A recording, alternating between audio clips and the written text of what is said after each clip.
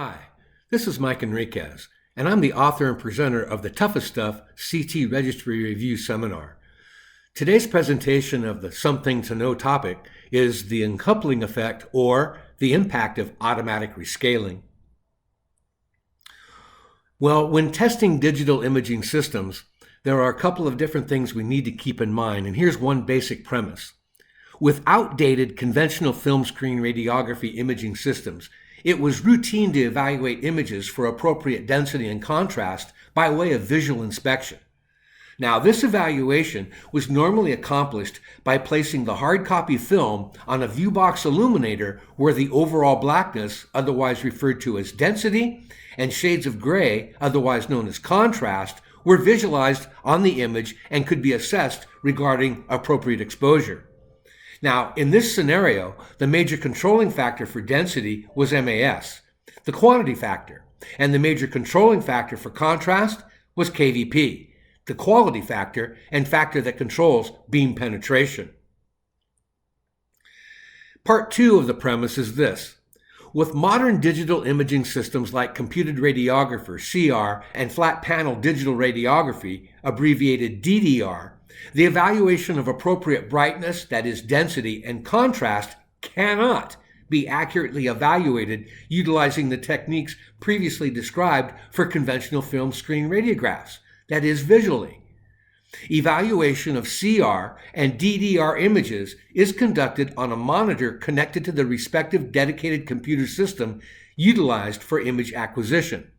For accurate evaluation of CR and DDR digital images, the professional technologist must utilize the parameters associated with the realized exposure index and/or the image histogram. Here's why. Now, the system demonstrated is the Fuji CR system, in which an imaging plate serves as the recording device. The only variable in this experiment is MAS. So our S number range for extremities approximates 75 to 200, the mid-range being 138, and I ask you to analyze these images and note any differences in brightness or contrast that you might see. You know that in the Fuji system, the S value or number represents the exposure index, which is inverse. That means that a high S number represents underexposure, while a low S number represents overexposure. Now, the technical question here is this. If all of these images were acquired at 70 kVp while using variable MAS, why do brightness and contrast appear to be the same for each image? Look at them visually. Note that all the way to the left, we're talking about 2 MAS being utilized, then 4, then 9, 25, and finally 64. OD stands for optical density and is measured at the middle of the washer that you see above the patella. The S number values are in the third row, with the area of underexposure, 1127, all the way to the left, and the area of overexposure, S number 31, all the way to the right. But all those images appear to be the same. Why? Because of automatic rescaling. The computer makes the adjustment by accessing an LUT, a lookup table, and then replacing or subtracting information as needed. Here's more. Check this out. Now the system demonstrated is the Canon Rex direct digital radiography system, in which a flat panel serves as a recording device. Again, in this experiment, the only variable is MAS. We know that the target Rex number for extremities using the Canon system is 325. And in the Canon system, the Rex value or number represents the exposure index, which is direct.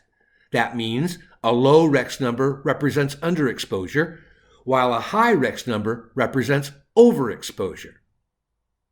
And again, the technical question. If all of these images were acquired at 70 kVp while using variable MAS, why do brightness and contrast appear to be the same for each image? The only exception might be the image all the way to the right.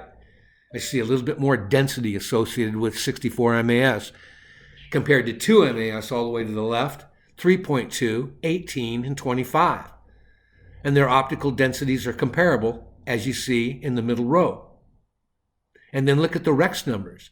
Underexposure with a Rex value of 42, overexposure with a Rex value of 1402 all the way to the right. What's going on? Why do these images all look acceptable? Again, automatic rescaling run amok. Well, the computer systems for both the Fuji CR and Canon Rex digital imaging systems are each equipped with lookup tables. These are areas of computer memory where image data are stored that represent or mimic the information that is seen on every acquired digital image. In the case of underexposure, as detected by the computer, the LUT is automatically accessed and appropriate fill values are placed appropriately that give the impression of proper exposure. At a loss of resolution, I might add. In the case of overexposure, the computer simply removes the evidence of overexposure, giving the impression of proper exposure. My oh my. I mean, think about it for a second. Have you ever seen an overexposed or dark CT image? The moral of the digital story: whether it be a CR or DDR digital system, the professional technologist cannot accurately evaluate digital image brightness or contrast by way of visual inspection. And the professional technologist must evaluate digital images for appropriate exposure by assessing the exposure index and whether or not an individual exposure is within the appropriate range for that anatomical structure. Now then, with regard to computed tomography, always compare the predicted and realized values associated with dose length product, DLP, and CTDI volume. They must be comparable, plus or minus 2 to 5%. The application to automatic tube current modulation is evident. There's angular in the XY plane, longitudinal along the Z-axis, ECG-based, we're talking about imaging during the phase of least motion, and then a previous topic, or one that you might see later, organ-based tube current modulation, which can be used to replace contact shields. The moral of the digital story in CT with regard to AEC accuracy, that is, always position the patient accurately within the gantry in both X and Y dimensions, always be accurate in determining the scan field of view, and always compare the predicted and realized DLP and CTDI volume values. Now then, in CT, underexposure can be visualized as quantum model. Overexposure, however, is not visual.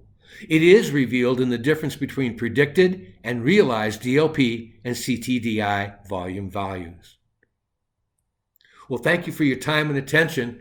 If you're searching for more information and better results as far as your study prep for the CT registry exam, make sure you see www.radprof.com. Check out my online on-demand webinar, 16 hours of continuing education credit, and it's approved also for the ART structured education requirement. Thank you for your time and attention.